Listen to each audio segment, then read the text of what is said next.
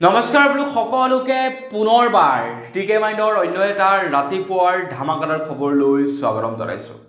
অন্য দিনৰ দৰে আজিও আপোনালোকৰ বাবে দিনটোৰ কেইবাটাও গুৰুত্বপূৰ্ণ খবৰ লৈ আহিছো। ভিডিঅ'টো প্ৰথমৰ পৰা শেষলৈকে চাই থাকিব। আজিৰ খবৰ অৱশ্যে বৰ বিশেষ দীঘলীয়া নকৰো। আজি খুব শৰ্টকৈ আপোনালোকক খবৰসমূহ জনাম। খবৰসমূহ জানি আপোনালোকে ভাল পাব। ভিডিঅ'টো প্ৰথমৰ পৰা শেষলৈকে চাই থাকিব।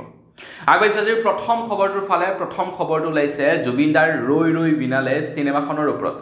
ৰৈ ৰৈ বিনালেৰ চিনেমাখনৰ আগ্ৰিম টিকট বুকিং হোৱা দেখি চিনেমা হলবিলাকে টিকটৰ প্ৰাইচসমূহ বৃদ্ধি কৰি দিছে। এই সম্পৰ্কে হয়তো আপোনালোকে ইতিমধ্যে খবৰ লাভ কৰিছে।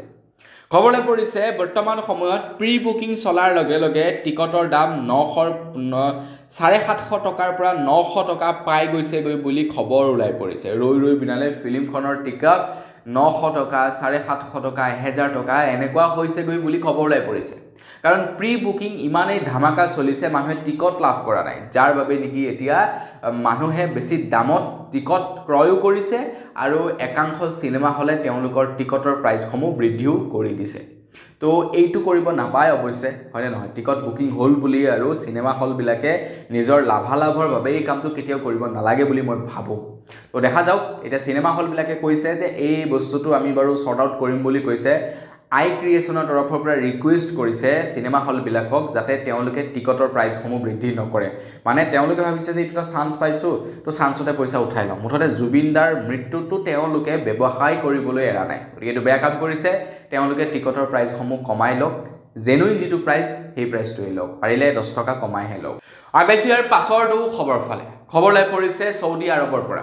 চৌদি আৰবত নিৰ্মাণ কৰিছে 350 মিটাৰ ওপৰত এখন খেলপথাৰ। 350 মিটাৰ ওপৰত এখন খেলপথাৰ নিৰ্মাণ কৰিছে। আৰু যিখন খেলপথাৰত নেকি 2034 চনত ৱৰ্ল্ড কাপ অনুষ্ঠিত কৰিব বুলি জনাইছে। 2034 চনত ৱৰ্ল্ড কাপ অনুষ্ঠিত কৰিব।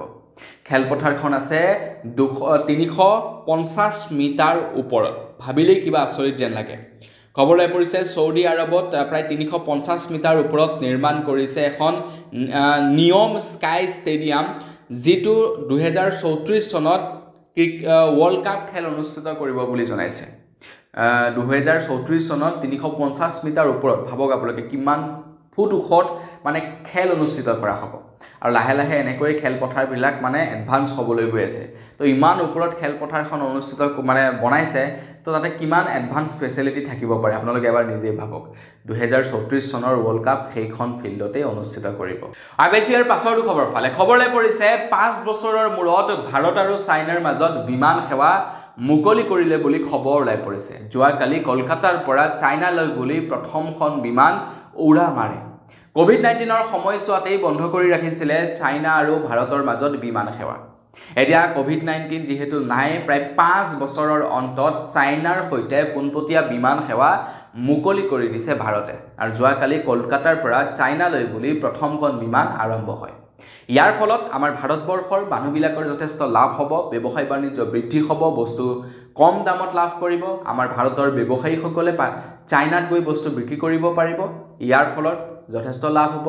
আমাৰ ভাৰতৰ অৰ্থনীতিৰ লাভ হ'ব, আমাৰ লাভ হ'ব, আমি কম দামত বস্তু পাম। চাইনাৰ বস্তুৰ দাম এনেও কম, গতিকে সহজলভ্য হ'ব। আৰু আগতে কি হয়, মানে মাজতে এই 5 বছৰ বস্তু আনিছিলে যদিও বিভিন্ন প্ৰক্ৰিয়াৰ দ্বাৰা আনিব লগা হৈছিলে, যাৰ কাৰণে পইচা বেছি খৰচা হয়। এতিয়া ডাইৰেক্ট আহি যাব, ডাইৰেক্ট চাইনাৰ পৰা উৰা মাৰিব কলকাতাত পৰিব, কলকাতাৰ পৰা উৰা মাৰিব চাইনাত পৰিব। গতিকে বস্তুৰ দামটো সস্তা কৰিব, মানে এপাক ঘূৰাই আনিব নালাগে। আৰু বেছি ইয়াৰ পাছৰটো খবৰ ফালে। ইয়াৰ পাছৰ খবৰটো ওলাই পৰিছে গুৱাহাটী মহানগৰীৰ খানাপাৰাৰ পৰা। যোৱাকালি গুৱাহাটী মহানগৰীৰ খানাপাৰাত এজন জুবিন প্ৰেমীৰ মৃতদেহ উদ্ধাৰ হয়। খবৰ লোৱা অনুসৰি মহানগৰীৰ খানাপাৰা উৰণীয়া সেতুৰ সমীপত যুৱকৰ মৃতদেহ উদ্ধাৰ হৈছে। মৃত যুৱকজনৰ ডিঙিত আছে জুবিন গাৰ্গ ক্ষেত্ৰৰ স্বেচ্ছাসেৱক পৰিচয় পত্ৰ। কোনোৱে যুৱকজনক হত্যা কৰি থৈ যোৱাৰ সন্দেহ কৰা হৈছে। এতিয়া জুবিন প্ৰেমীৰ হত্যা কৰা হ'ল বুলি এইকাৰণেই কৰিছোঁ, কাৰণ তেখেতে জুবিন ক্ষেত্ৰত স্বেচ্ছাসেৱক হিচাপে কাম কৰি আছিলে, মানে ভলেণ্টিয়াৰ হিচাপে তেখেতে কাম কৰি আছিলে। তেখেতৰ ডিঙিত তেখেতৰ আই কাৰ্ডখনো পোৱা গৈছে। আৰু তেখেতক উৰণীয়া সেতুৰ খানাপাৰাৰ উৰণীয়া সেতুৰ সমীপত পেলাই থৈ গৈছে হত্যা কৰি। এতিয়া কোনে হত্যা কৰিলে, কি কৰিলে, এই সম্পৰ্কত এতিয়ালৈকে একো গম পোৱা নাই। কাৰণ যোৱাকালি আমাৰ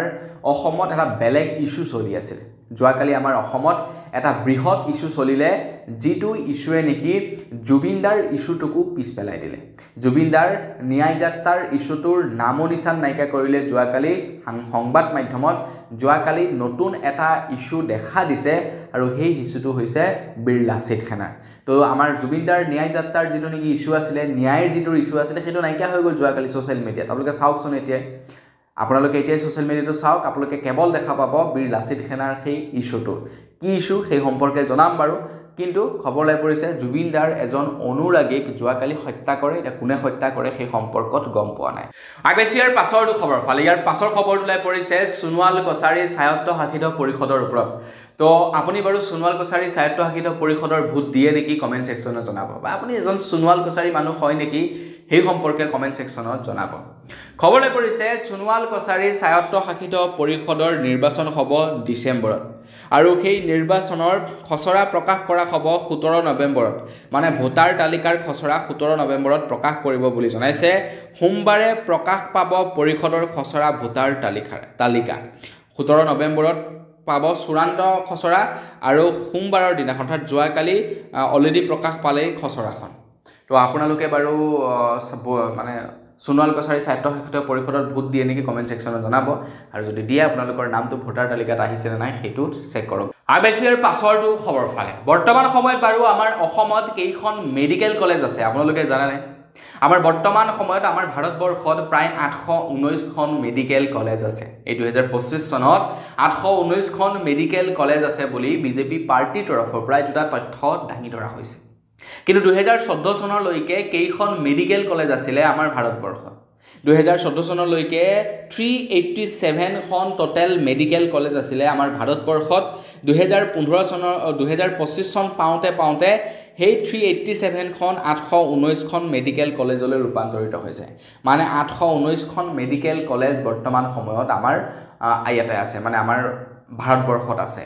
এতিয়া কিছুমান মেডিকেল কলেজ এনেকুৱা আছিলে 2015 চনৰ আগত আধাৰশিলা স্থাপন কৰা হৈছিল কিছুমান মেডিকেল কলেজ এনেকুৱা আছিলে নিৰ্মীয়মান অৱস্থাত আছিলে সেই সময়তে বিজেপি পাৰ্টিয়ে চৰকাৰ গঠন কৰিলে এতিয়া তাৰ সম্পূৰ্ণ ক্ৰেডিটটো বিজেপি পাৰ্টিৰ ওপৰলৈ যাব এতিয়া সেই ক্ৰেডিট আৰু কংগ্ৰেছে নাপায় ঠিক তেনেকৈ ক'বলৈ গ'লে বহু জেগাত এনেকুৱা মেডিকেল কিছুমান আছে যিবিলাক নেকি এতিয়াও ভালদৰে চলি উঠা নাই সেই মেডিকেল বিলাক আপোনাৰ কংগ্ৰেছৰ দিনতে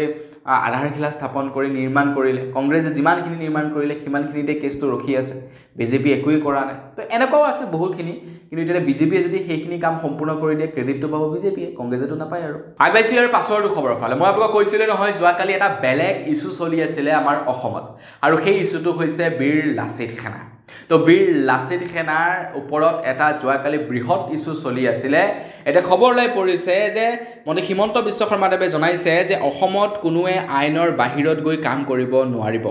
লাচিত সেনাক কঠোৰভাৱে নিয়ন্ত্ৰণ কৰিবলৈ আৰক্ষী সঞ্চালক প্ৰধানক নিৰ্দেশনা দিছে আইন শৃংখলা ৰক্ষাৰ ক্ষেত্ৰত কোনো কাৰণতে আপোচ কৰা নহ'ব আজি যোৱাকালি সন্ধিয়া 7 বজাত সকলো জ্যেষ্ঠ আৰক্ষী অধীক্ষকৰ সৈতে মন্ত্ৰী হিমন্ত বিশ্ব শৰ্মাদেৱে এখন আলোচনাত মিলিত হয় তো কিছুদিনৰে পৰা আমি দেখা পাই আছিলোঁ বীৰ লাচিত সেনাই খুব সক্ৰিয়ভাৱে জুবিনদাৰ ন্যায়ৰ বাবে লাগি আছিলে সেয়াই নহয় তাৰ লগতে তেওঁলোকে ছট পূজাক লৈও বিভিন্ন ধৰণৰ এছঅপি দাখিল কৰিছিলে মানে সেই কাম কাজবিলাক অকণমান মানে আইন বিৰোধী যেন হয়তো চাগে অনুভৱ হ'ল মন্ত্ৰী হিমন্ত বিশ্ব শৰ্মাদেৱৰ তাৰ পাছত কঠোৰ নিৰ্দেশনা দিলে আৰু এনেকুৱা বহুতো কাম কাজ আছে জনাই আছোঁ আপোনালোকক সেইবিলাকৰ বিষয়েও ভিডিঅ'টো সম্পূৰ্ণকৈ চাই থাকিব তেতিয়া গোটেইখিনি খবৰ আপোনালোকে লাভ কৰিব আগবাইছি ইয়াৰ পাছৰটো খবৰ ফালে ইয়াৰ পাছৰ খবৰটো ওলাই পৰিছে চাইনাৰ পৰা তো চাইনাই এটা বৃহৎ সিদ্ধান্ত লৈছে ছ'চিয়েল মিডিয়া ইনফ্লুৱেঞ্চাৰসকলৰ বাবে চাইনাই ঘোষণা কৰিছে যে এতিয়া যদি কোনো এজন ব্যক্তিৰ ডিগ্ৰী নাথাকে তেনেহ'লে তেখেতে ৰিলছ নিৰ্মাণ কৰিব নোৱাৰিব বুলি জনাইছে অনলি কোৱালিফাইড ক্ৰিয়েটৰ্ছ কেন পোষ্ট ভিডিঅ'ছ মানে এতিয়াৰে পৰা কোনো এজন ব্যক্তিয়ে ইচ্ছা কৰিলে ভিডিঅ' প্ৰস্তুত কৰিব নোৱাৰিব আৰু যদি কৰে তেনেহ'লে 12 লাখ টকাৰ ফাইন ভৰিব লাগিব যিসকল এডুকেটেড লোক আছে যিসকল কোৱালিফাইড লোক আছে তেওঁলোকেহে কেৱল ভিডিঅ' ক্ৰিয়েট কৰিব পাৰিব আৰু এই নিয়মটো বেয়া কৰা নাই কোনদিনাখন আমাৰ ভাৰততো মানে এই নিয়মটো প্ৰযোজ্য কৰি দিয়ে তাৰ কোনো ঠিক নাই কাৰণ আজিকালি এনেকুৱা কিছুমান ভিডিঅ' দেখা পাইছোঁ এজন বিমল চেতিয়া নামৰ মানে ফেচবুকত ভিডিঅ' বনোৱা মানুহৰ এইকেইদিন কেইটামান ভিডিঅ' ভাইৰেল হৈ আছে দেখা পাইছোঁ তেখেতে ঘৈণীয়েকক লাইভত পিটিছে ক'ৰ হয় কি কথা এই সম্পৰ্কে নাজানো তো কিয় পিটিছে সেই সম্পৰ্কেও ক'বলৈ নাযাওঁ কিন্তু কথাটো হৈ গ'ল কি লাইভত আহি এই বস্তুবিলাক কিয় কৰিব লাগে এইবিলাক মানে সামাজিক কৰা বস্তু নহয় এইবিলাক প্ৰাইভেট কৰি ৰখা বস্তু গতিকে সেই আৰু মানুহে আজিকালি মানে মিছইউজ কৰিছে যাৰ কাৰণে এইবিলাকৰ ওপৰতো ৰুল ৰেগুলেশ্যন আনি দিবও পাৰে আমাৰ ভাৰতবৰ্ষত আগবাইছো ইয়াৰ পাছৰ খবৰ ফালে ইয়াৰ পাছৰ খবৰটো ওলাই পৰিছে লাচিত সেনাৰ ওপৰত বীৰ লাচিত সেনাৰ ওপৰত তো বীৰ লাচিত সেনাৰ ওপৰত খবৰ ওলাই পৰিছে বীৰ লাচিত সেনাই এজন গুৱাহাটী মহানগৰীৰ ব্যৱসায়িক 22 লাখ টকাৰ ধন দাবী কৰিছিলে তেখেতক অপহৰণো হেনো কৰি লৈ গৈছিলে আৰু যাৰ পাছতেই সেই ব্যৱসায়ীজনে এজাহাৰ দাখিল কৰে আৰু এজাহাৰৰ ভিত্তিত বীৰ লাচিত সেনাৰ কেইবাজনো লোকক এৰেষ্ট কৰিছে বীৰ লাচিত সেনাৰ প্ৰায় 8জন লোকৰ বিৰুদ্ধে এজাহাৰ দাখিল কৰিছে 5জনক অলৰেডি এৰেষ্ট কৰিছে এইটোৱে হৈছে যোৱাকালিৰ বৃহৎ ইস্যু ডাঙৰ এটা ইস্যু যোৱাকালি ডেটৰ এটা বৃহৎ ইস্যু যিটো ইস্যুৱে নেকি জুবিন গাৰ্গৰ #ন্যায় যাত্ৰাকো পিছ পেলাই দিলে জুবিন দাৰ যেটো খবৰ চলি আছিল বৰ্তমান সামাজিক মাধ্যমত যি নেকি ডিজিটেল মানে ওয়াৰ চলি আছিল যি নেকি মানুহে ন্যায় যাত্ৰা কৰি আছিল ডিজিটেল মাধ্যমেৰে সেই ন্যায় যাত্ৰাকো যোৱাকালি পিছ পেলাই দিলে আপোনালোকে যদি চাই দেখা পাব প্ৰত্যেকটো সংবাদ মাধ্যমৰ শীৰ্ষস্থান কেৱল বীৰ লাচিত সেনা এটা বীৰ লাচিত সেনাক প্ৰকৃততে মানুহে বেয়া পায় কাৰণে এই বাতৰিবিলাক ইমানকৈ প্ৰচাৰ কৰিছে নে প্ৰকৃততে এই খবৰটো এক স্থান পাবলগীয়া খবৰ নাজানো বাৰু যি কি নহওক বীৰ লাচিত সেনাৰ ওপৰত খবৰ ওলাই পৰিছে বীৰ লাচিত সেনাৰ বিকাশ অসমক বীৰ লাচিত সেনাৰ পৰা প্ৰাথমিক সদস্য পদৰ পৰা বহিষ্কাৰ কৰিছে আৰু এই কথা ঘোষণা কৰিছে শৃংখল চলিহাই কাৰণ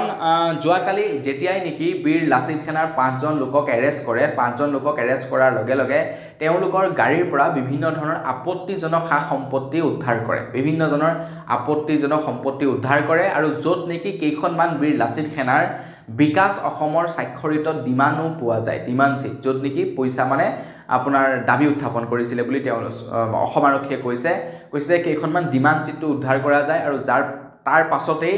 বিকাশ অসমক বিচাৰি ফুৰা হৈছে তেখেত বৰ্তমান পলাতক অৱস্থাত আছে এয়াই নহয় তাৰ লগতে বিকাশ অসমক এতিয়া সাময়িকভাৱে মানে যেতিয়ালৈকে তেখেত নিৰ্দোষী বুলি প্ৰমাণিত নহয় তেতিয়ালৈকে বীৰ লাচিত সেনা অসমৰ পৰা তেখেতক বহিষ্কাৰ কৰা হৈছে আগবাইছো ইয়াৰ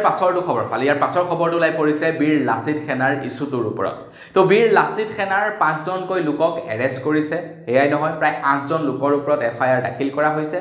8জনকে এৰেষ্ট কৰিব বীৰ লাচিত সেনাৰ ডাঙৰ সৰু প্ৰত্যেকজন বিষয়াকে এৰেষ্ট কৰিব গুৱাহাটী মহানগৰীত থকা এতিয়া বীৰ লাচিত সেনাৰ কথা যোৱাকালি ওলাই আছে কিন্তু মেইন অভিযুক্ত যিজনক নেকি অপহৰণ কৰা বুলি খবৰ ওলাইছিলে সেই সংজনৰ সম্পৰ্কে কিন্তু এতিয়ালৈকে কতো একো নাম উচ্চাৰণ হোৱা দেখা নাপালো ভাবিলো সেইকাৰণে মই জনাই দিওঁ তো তেখেতৰ নাম আছিল ৰাহুল মিশ্ৰক অপহৰণ কৰা বুলি উল্লেখ কৰিছে আৰু তেখেতেই এজাহাৰ দাখিল কৰিছিলে কিন্তু বীৰ লাচিত সেনাৰ যি কেইজন লোকক নেকি আটক কৰিছে আৰক্ষীয়ে তেওঁলোকে কোৱা অনুসৰি ৰাহুল মিশ্ৰই তেওঁলোকক ফচাইছে তো তেওঁলোকৰ কোনোবা এজন সতীৰ্থৰ পৰা ৰাহুল মিশ্ৰই 1 কোটি নে 2 কোটি টকা লৈছিলে 1 কোটি নে 2 কোটি টকা লৈ ৰাখিছে তো সেই টকাহে বিচাৰিছিলে তেওঁলোকে আৰু তাৰ পাছত তেওঁলোকক আপোনাৰ পইচা দিম বুলি মাতি আনি তেওঁলোকক ফচাইছে বুলি উল্লেখ কৰিছে এটা কি হয় কি নহয় নাজানো কিন্তু আজিকালি এটা কথা স্পষ্ট যে আমাৰ অসমত মানে আপোনাৰ অসমীয়াতকৈ বেছি বাকি বেলেগ মানুহবিলাকৰ মানে যেটো নেকি পাৱাৰ সেইটো বহুত বেছি আজিকালি হেয়া আৰু চলিছে আৰু যি কি নহওক মোৰ মতে সম্পূৰ্ণ শুদ্ধ ন্যায়টো হ'ব লাগে সম্পূৰ্ণ তথ্য ওলাই পৰিব লাগে কোন দোষী কোন নিৰ্দোষী তেতিয়া গম পোৱা যাব আৰু মিডিয়াই মোৰ মতে একপক্ষীয় বাতৰি প্ৰচাৰ কৰিলে বেয়া মিডিয়াই মানে কোনো এটা পক্ষৰ নলুৱাকৈ বাতৰি প্ৰচাৰ কৰিব লাগে আগবাইছো ইয়াৰ পাছৰটো খবৰলৈ পৰিছে বীৰ লাচিত সেনাৰ ওপৰত এটা বৃহৎ ইস্যু যোৱাকালি ক্ৰিয়েট হৈছিলে তো খবৰলৈ পৰিছে বীৰ লাচিত সেনাৰ ৰন্টু পানী ফুকনকো এৰেষ্ট কৰে তো তেখেতে এখন হোটেলত প্ৰেছ মিট দি আছিলে আৰু তেখেতক প্ৰেছ মিট দি থকাৰ সময়তে তেখেতক গ্ৰেফতাৰ কৰে বুলি খবৰ ওলাই পৰিছে এতিয়া বীৰ লাচিত সেনাৰ তৰফৰ পৰা কৈছে যি 5জন লোকক নেকি এৰেষ্ট কৰা হৈছিলে যি 5জন লোক নেকি সেই অপহৰণ বা ধন দাবী ঘটনাৰ সৈতে জড়িত আছিলে তাৰে এজন হেনো বোলে বিজেপি পাৰ্টিৰ সৈতে তেখেতৰ সম্পৰ্ক আছে 2023 চনত সেই ব্যক্তিজনে বিজেপি পাৰ্টিত যোগদান কৰিছিলে তেখেতৰ নাম হৈছিল বিশ্বজিৎ দলে আৰু তেখেত বৰ্তমান সময়ত বিজেপি দলৰে মানে তেখেত কৰ্মকৰ্তা বিজেপি যুৱ মৰ্চাৰ সক্ৰিয় তেখেত এজন সদস্য বুলি উল্লেখ কৰিছে এতিয়া মানে বীৰ লাচিত সেনাৰ তৰফৰ পৰা এইটো দাবী উত্থাপন কৰিছে যে বীৰ লাচিত সেনাক অপমান কৰিবৰ কাৰণে তেওঁলোকে এনে পন্থা অৱলম্বন কৰিছে তো তেখেতলোকৰ বীৰ লাচিত সেনাৰ সৈতে কোনো সম্পৰ্ক নাই যি পাঁচজনক নেকি এৰেষ্ট কৰিছিলে সেই পাঁচজনৰ ভিতৰত কোনোবা এজন আছিলে বীৰ লাচিত সেনাৰ সৈতে সম্পৰ্ক ৰখা কিন্তু তেখেতক বীৰ লাচিত সেনাৰ পৰা আজিৰ পৰা প্ৰায় 4 মাহ পূৰ্বেই তেখেতক বোলে বহিষ্কাৰ কৰিছে তো তেখেতে মানে বিভিন্ন জালিয়াতি কৰি শৃংখল আপোনাৰ বিকাশ অসমৰ স্বাক্ষৰিত ডিমাণ্ড চিট ৰাখি থৈছিলে আৰু সেইৰে তেখেতে পইচা ডিমাণ্ড কৰিব পাৰিব বুলি কৈছে কিন্তু তেওঁলোকৰ বীৰ লাচিত সেনাৰ সৈতে সম্পৰ্ক নাই পূৰ্বতে আছিলে এতিয়া নাই বুলি জনাইছে কিন্তু তাৰে ভিতৰত এজন আকৌ বিজেপিৰ সদস্য কিন্তু সেইবিলাক বাতৰি বৰ্তমান নিউজত প্ৰকাশ হোৱা নাই আগবাইছো ইয়াৰ পাছৰটো খবৰ ফালে ইয়াৰ পাছৰ খবৰটো ওলাই পৰিছে ৰৈ ৰৈ বিনালেৰ ওপৰত তো গৌৰৱ গগৈয়ে এতিয়া 31 অক্টোবৰত মুক্তি পাব লগা জুবিন গাৰ্গৰ ৰৈ ৰৈ বিনালে ফিল্মখনক কৰ মুক্তি কৰিবৰ কাৰণে মুখ্যমন্ত্ৰী ডক্টৰ হিমন্ত বিশ্ব শৰ্মা দেৱলৈ পত্ৰ প্ৰেৰণ কৰিছে গৌৰৱ গগৈয়ে কৈছে যে জুবিন দাৰ যিখন ৰৈ ৰৈ বিনালে ফিল্ম আছে সেই ফিল্মখনত যি নেকি টেক্স আৰোপ কৰে অসম চৰকাৰে বা যি টেক্স আৰোপ কৰে বা যি নেকি জিএসটি আৰোপ কৰে সেই টেক্স সম্পূৰ্ণৰূপে ৰেহাই দিবৰ বাবে এখন পত্ৰ প্ৰেৰণ কৰিছে ৰেহাই দি দিব লাগে হয় নহয় ৰবি শৰ্মায়ো কৈছে যে সেই অগপৰ দিনতেই তেওঁলোকে মানে ফিল্মৰ টেক্স ঘূৰাই পাইছিলে তাৰ পাছত আৰু কোনো চৰকাৰৰ পৰা ঘূৰাই নাপালে গতিকে জুবিন দাৰ এই ফিল্মখনে যদি টেক্স ৰেহাই পায় তেনেহ'লে যথেষ্ট ভাল হ'ব